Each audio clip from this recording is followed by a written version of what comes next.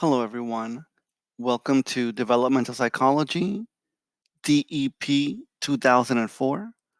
I am Dr. Rivera. All right, in this video, I want to talk a little bit about disorders that affect learning. Now, there are some cognitive disorders that will be obvious from birth. Children who have Down syndrome are going to be more apparent early on in childhood. However, several types of autism are going to be noticeable more later. Not to mention that there are types of autism where a child will develop normally for the first year or 2 years and then will regress back. But of course, not all types of autism are that way. What is most obvious, however, is that for a lot of learning disabilities and a lot of cognitive disorders, it becomes more obvious, especially to parents, right around middle childhood.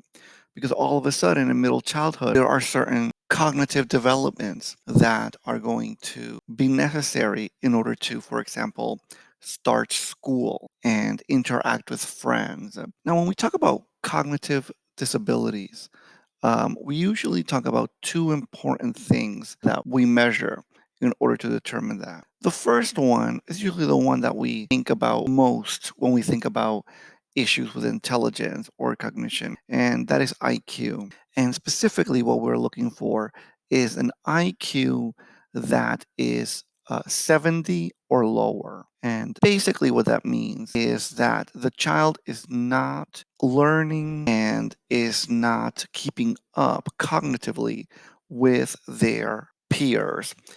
Remember that an IQ of 100 means that that child is on par with where they're supposed to be at that age. So whether you're 7 or 10 or 50 years old, 100, an IQ of 100 means that you are on par with where you are, with what age you happen to be. An IQ of 70 usually means that you are falling behind there. It's important to point out, however, that IQ by itself doesn't tell you everything. One thing you'll notice is that sometimes you'll meet someone with an IQ of 70 or below, and this person needs a lot of help. They probably still live at home. They can't do things on their own. And that is quite normal for someone with an IQ of lower than 70. But just as normal are the kinds of people that you'll meet and they have an IQ of around 70 or lower, and they have a home and they're married and they have kids. And maybe when you speak to them, especially if you're someone who's highly educated and maybe very intelligent, sometimes when you speak to them, you can tell that they're not keeping up or that they're having a hard time following certain ideas. And yet they pay their bills and they take care of their kids. Um, IQ by itself will never tell you the difference between those two individuals because all IQ is measuring is to what degree is this individual on par or not with their peers cognitively. And it doesn't tell you what kind of cognitive strengths this person has or doesn't have, what background they have, good their parents were at helping them overcome certain things. So IQ by itself cannot tell you everything about someone. The other thing that we look for to determine if someone has a cognitive disorder is whether they're having problems adapting to their environment. And this is probably the thing that parents and teachers will notice first, that when you give them something new to do or they're interacting with new people, they have a very difficult time adapting to the environment. And that specifically, intellectual disabilities, cognitive disabilities, usually means that a person's mental capacities are not helping them with the environmental pressures um, that they are dealing with. So, for example, school, all of a sudden, they are being asked to follow directions, to control their talking and their volume, to stay in line, to do certain assignments. A lot of times when we talk about intellectual disabilities and cognitive disorders, people always think about biomedical reasons first, maybe something wrong with the person's brain. But of course, that's not the only reason why people have cognitive disorders. Trauma to the brain, injury to the brain, obviously can affect your cognition and your ability to use your cognition. Also, have talked about a chromosomal disorder like being Down syndrome can affect the person's cognition and intelligence as well. But of course, things like malnutrition, especially malnutrition in infancy, can have really detrimental effects on the brain. And so, in turn, it will have detrimental effects on cognition. But even having just malnutrition later in life, if right now I just stop eating for long periods of time, I may not have the caloric intake to run my brain at full power. And that will affect my cognition and intelligence as well. But of course, biomedical issues are not the only thing that are going to affect intelligence. Poverty is something that we don't always think about as affecting cognition. In fact, especially in our culture, we tend to have this feeling that how much money your parents make has no say in how intelligent you can be. And that is true. But of course, one of the problems with poverty is that you don't have as many resources. Mom and dad don't make a lot of money. There's actually a greater chance that malnutrition might occur, that the child might have medical issues that are unresolved and then end up affecting the brain and cognition. Not to mention that poverty often means that mom and dad aren't around as much because they're working, that maybe you don't have a computer at home. And so all of these things sort of fit together to make it harder for an individual to sort of overcome difficulties. And if you add difficulties in school to that, all of a sudden, this child is falling behind. And it has nothing to do with biology and everything to do with their sociocultural factors. And obviously, some kids might deal with one of these issues, whereas some kids might deal with multiple of these factors throughout their life. And the more of these factors that are a problem in your life, the more chances that you have to develop an intellectual disability. Now, an intellectual disability or a cognitive disability is different than a learning disability.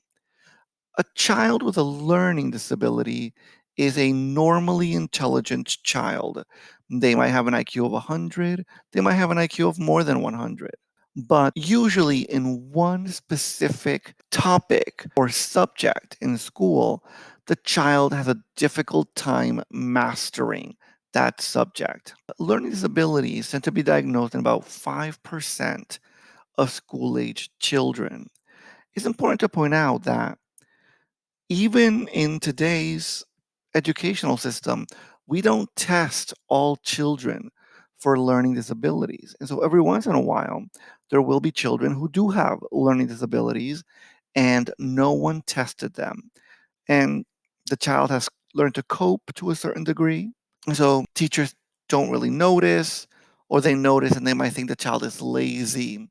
This happens a lot, unfortunately. Or they might think the child doesn't really care, or they're doing it on purpose. It's very unfortunate, but consistently, this is something that happens in our educational systems and in our homes as well. Let me hit on a few learning disabilities that will affect children's learning. Now, there's a good chance that you have heard of attention deficit disorder or attention deficit and hyperactivity disorder. When children have ADHD, um, they have an excess of inattention. In other words, they have a really hard time controlling their focus to focus on the thing that they want to, presumably, whatever the teacher is saying or whatever the book is saying. It's not natural in our sort of more animalistic self for us to ignore your friend talking to you or whatever's happening outside the window of your classroom that seems kind of interesting or fun. From an evolutionary perspective, it makes sense that we pay attention to the people playing outside or your friend who is talking to you, because those things, from a biological perspective, from an evolutionary perspective, are the most important things. Social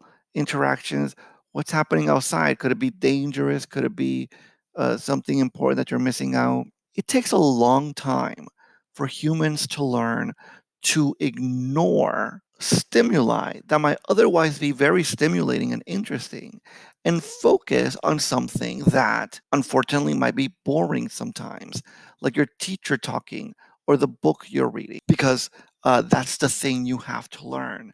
And when you don't have control over that, then all of a sudden, it's not that you don't focus on anything, it's that it's very difficult to focus on the thing that's important, in this case, your schoolwork. So sometimes you will see a child with ADHD and they're super focused on, I don't know, something that's on their desk that's gross or making a sound or something like that. It that is pulling their attention, and they cannot ignore that in order to pay attention to the teacher for extended periods of time. Now you add hyperactivity to that, and now this individual has a great deal of need to stand up, to move around, to interact with others and with things around them. And so that obviously is also going to affect their ability to pay attention. There is a good chance that there is some frontal lobe issues going on here. Specifically, what's happening is that the child is lacking in executive control. One of the things that you might have talked about in general psychology is your reticular formation. Remember, your reticular formation gives you the ability to pay attention to some stimuli and ignore others.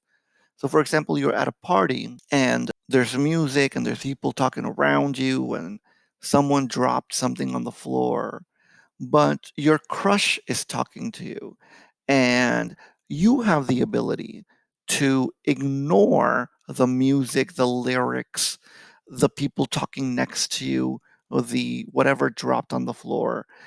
You ignore all of that to the point where sometimes you don't even hear it, or at least you don't remember hearing it, and you instead focus on whatever your crush is saying to you. Um, that is quite natural for the reticular formation. That's what the reticular formation does. But now, in the classroom, you have to do the same thing as your teacher talks about long division. And you need your frontal lobe to do that. You need your frontal lobe to control your reticular formation, to say, ignore now the friend who's talking to you and whatever's happening outside the window and focus on this long division.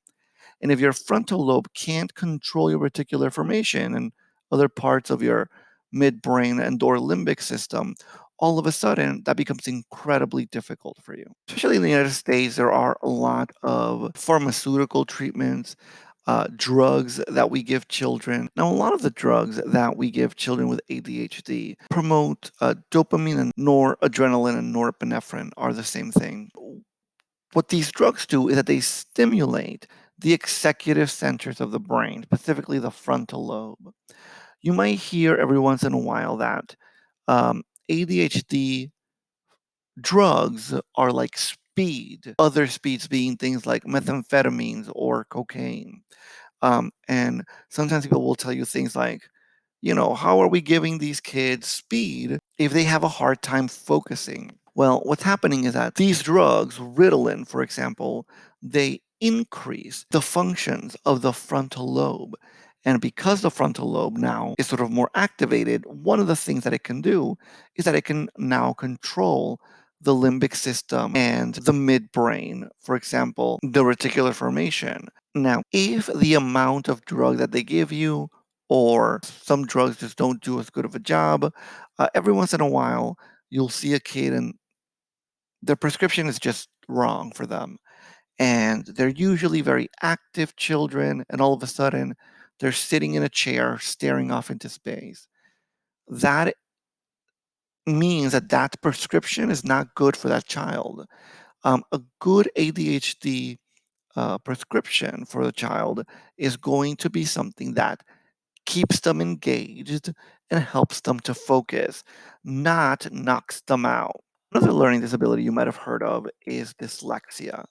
In dyslexia, what's happening is that the child is having a hard time reading. And specifically, they're having a hard time with the sensory aspect of reading, so that they're reading, and sometimes some letters are in the wrong place.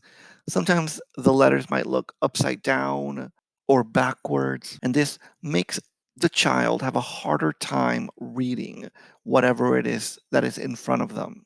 Now, just as I mentioned before, in learning disabilities, we're specifically talking about a child who has normal intelligence and they don't have other issues like handicaps or uh, other physiological or mental disabilities or intellectual disabilities or socioeconomic disadvantages.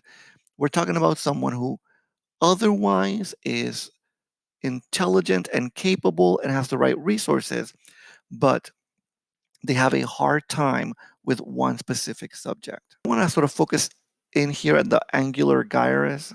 I want to show you a picture of this. You'll notice that in red in the brain here, that is Broca's region. I don't have a good color here because just towards the top of the temporal lobe, that will be Wernicke's region. You might see it better here in this last diagram, sort of towards the top of the temporal lobe is your Wernicke's region. And then you'll notice this sort of bluer part, and that is what we call the angular gyrus. And these parts of the brain sort of work together in order to transfer information coming in from the senses into sound information in your mind, right? So when you read whatever you're reading, the textbook, you can hear it in your mind, but then you can also understand it. What we find is that people with dyslexia have a problem not with the specific parts of the brain, but with the interconnection. Why is this happening? Could it be genetic? Possibly. Could it be that maybe parents didn't read to their children as much when they were in early childhood? And so the child didn't develop thick connections between the Wernicke's region and Broca's region and the angular gyrus. Yeah, it could be that too. Obviously, more research has to be done. Now, what you're noticing here in this big sort of block of text, this isn't how people with dyslexia see text. This is just an example to let people without dyslexia get a feeling of how complicated it would become to read. That's kind of what people with dyslexia are dealing with. And so it doesn't mean that they can't read, but in order to read well, and then, of course, to understand what they're reading, they have to slow down, sometimes to a crawl, in order to read through, that chapter. And so that usually is going to mean that someone without dyslexia is going to read a lot faster. It also means that if you don't know you have dyslexia or you don't know how to deal with the dyslexia that you have, you're going to try to read quickly. And so you're not going to get a lot of what you're reading. Here you see an example of a dyslexic child. You'll notice that the first sentence was probably written by an adult, and the child is now trying to mimic what the adult has written.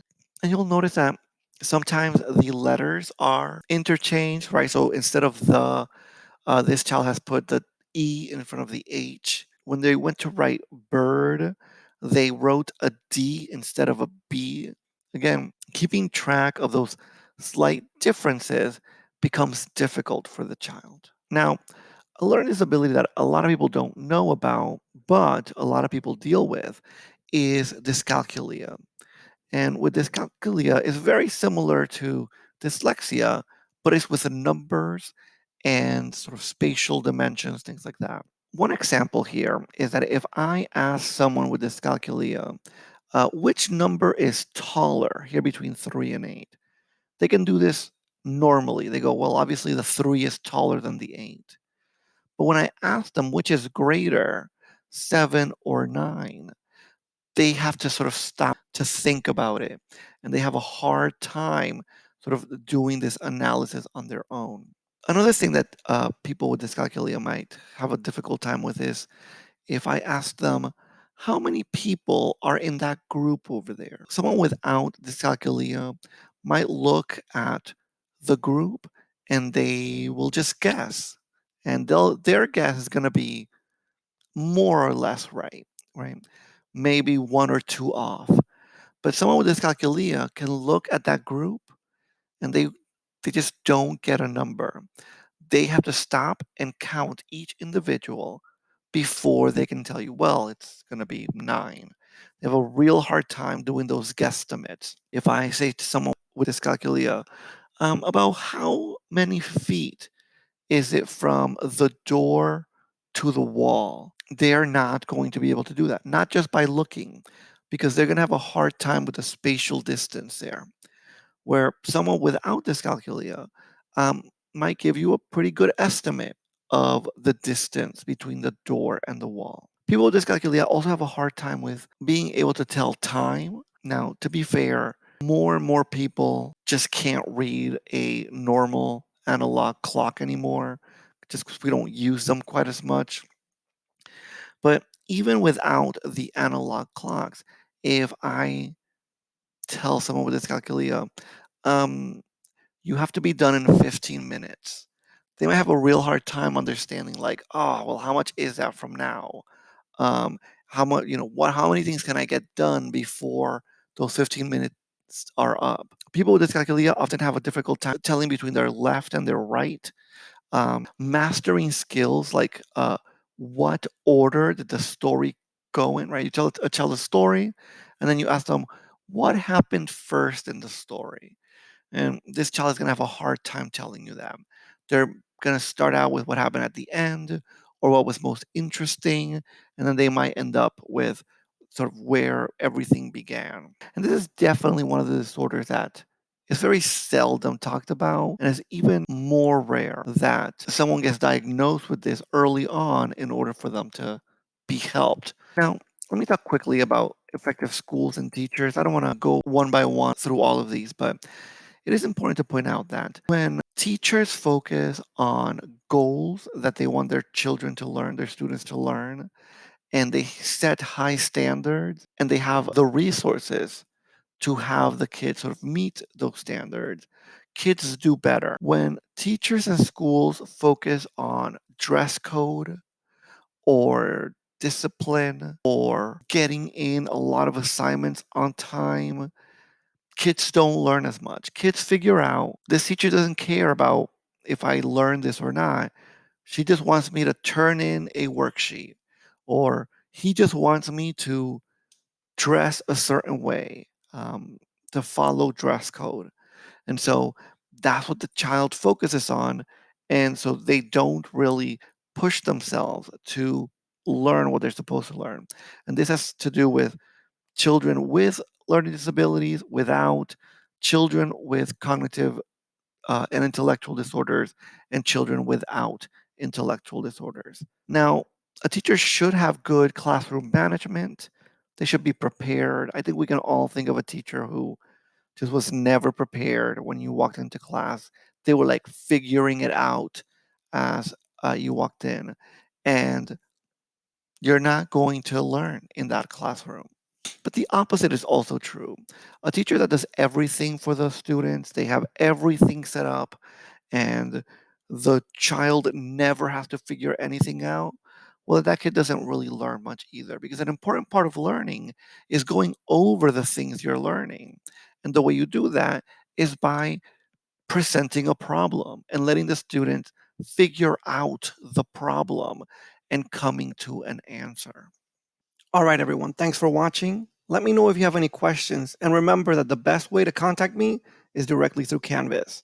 I hope to hear from you soon.